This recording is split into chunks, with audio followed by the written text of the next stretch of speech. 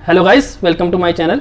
मैं अनस आपके बीच में एक नया कॉन्सेप्ट लेके केमिकल बॉन्डिंग का, जिसका नाम है वेस्पर थ्योरी। तो चलिए, जैसे कि घर में अगर लड़ाई झगड़ा हो रहा हो तो क्या सुख शांति सुकून रहेगा? नहीं ना। तो माँ क्या करती है, अगर घर में माँ बहन भाई लड़ रहे हो तो माँ क्या करती है, दोनों के बीच की दूरी को बढ़ा देती है, जिसकी वजह से क्या होता है, घर में सुख शांति सुकून बनी रहती है। ठीक है, जिसकी वजह से स्टेबिलिटी घर में रहती है। तो अगर ये दूरी को ना बढ़ाएं तो क्या होगा, दूरी को ना बढ़ाएं तो दोनों आपस में लड़ेंगे, घर में जितने सामान होंगे एक दूसरे को मारेंगे, लड़ेंगे, झगड़ेंगे और घर का शेप बिगाड़ेंगे। जिसकी वजह से क्या होता है, अगर घर का शेप बिगड़ जाएगा तो घर का क्या रहेगा, माहौल खराब होगा, स्टेबिलिटी खराब होगी। ठीक है, कुछ नहीं रहेगा घर में, यानी सुकून नहीं रहेगा, माहौल एकदम सुकून सब छिन जाएगा। तो ऐसे ही जिसकी वजह से इसमें नाम आ रहा है रिपल्सन। तो इसमें क्या होता है, आपको अगर ये फंडा समझ में आ गया हो कि ये जो दूरी है, माँ क्या करती है, दूरी को बढ़ा देती है, जिसकी वजह से स्टेबिलिटी बढ़ी रहती है। तो बस ये थ्योरी यही है। अगर आपको जानना है तो हमारी पूरी वीडियो देखिए, हमारी पूरी वीडियो को लास्ट तक देखिए। और हमारे चैनल को अभी तक सब्सक्राइब नहीं किया तो हमारे चैनल को सब्सक्राइब कर लिए, हमारी वीडियो को लाइक करिए, कमेंट करिए। तो चलिए शुरुआत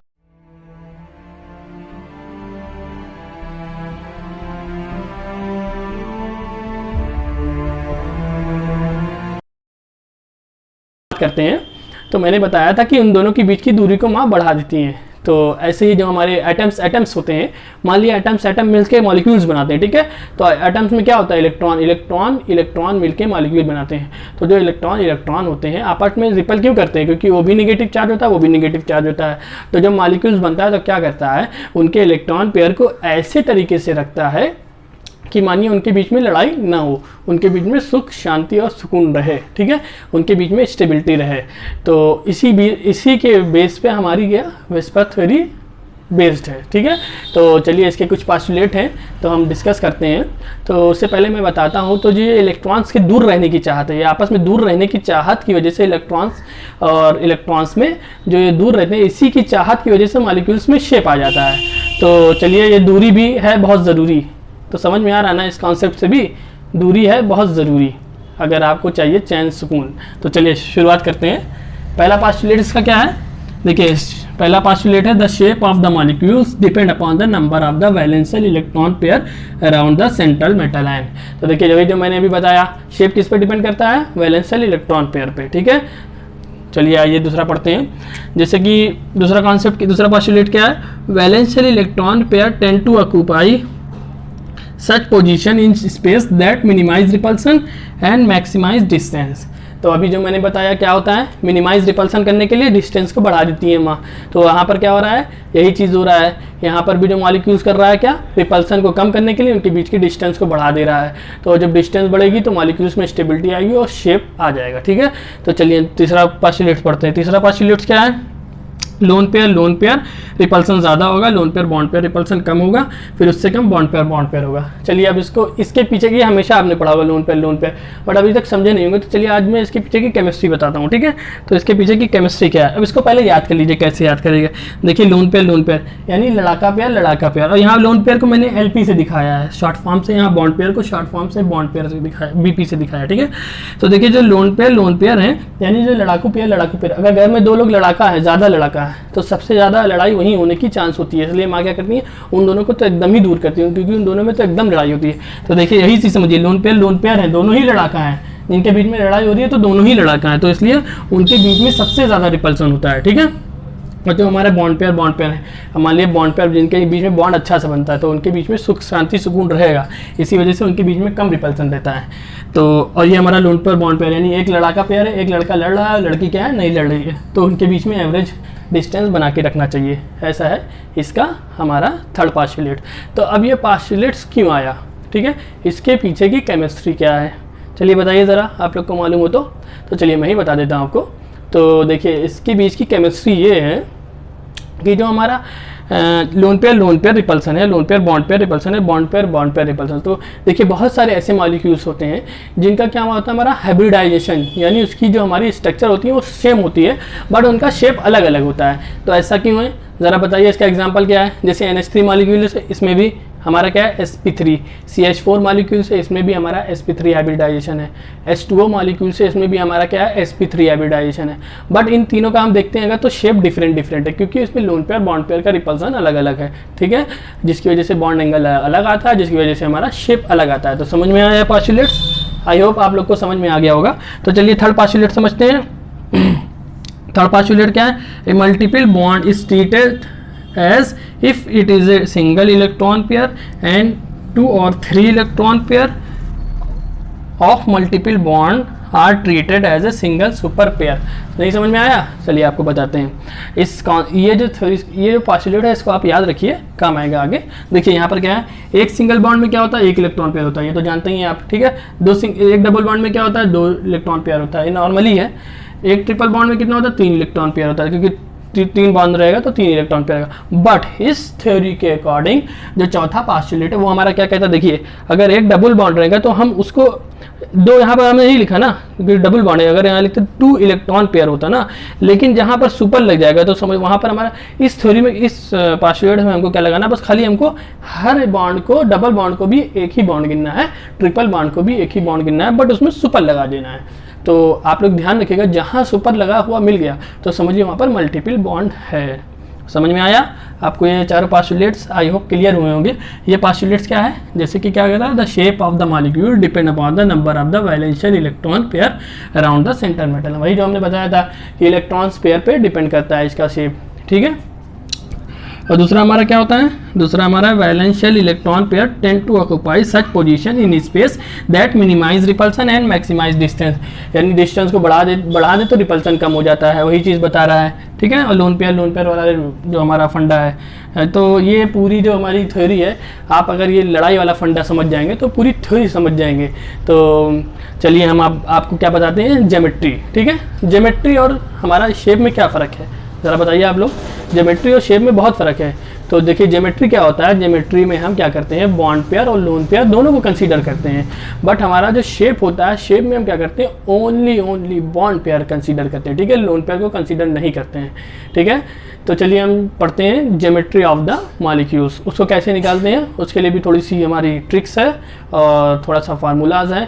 तो चलिए आपको बताते हैं, और कितने बॉन्ड पेयर पे कौन सा शेप रहेगा, क्या क्या रहेगा। तो चलिए आइए आपको बताते हैं, ठीक है, ज्योमेट्री के बारे में। तो देखिए ज्योमेट्री कैसे निकालते हैं। ज्योमेट्री निकालने के लिए हमको 2 स्टेप फॉलो करना है, ठीक है। कौन कौन से? पहला स्टेप क्या है, find total number of valence electron pair. हमने क्या बताया था, बॉन्ड पेयर और लोन पेयर को दोनों को हम काउंट करेंगे, ठीक है। उसके बाद हम क्या करेंगे, स्टेप 2 में place these electron pair at maximum distance from each other. यानी जो दीज इलेक्ट्रॉन पेयर है, इनको एक मैक्सिमम डिस्टेंस पे रखेंगे, जिसकी वजह से रिपल्सन कम लगे और हमारा स्टेबल रहे, और जिसकी वजह से शेप मॉलिक्यूल्स में आ जाए, ठीक है।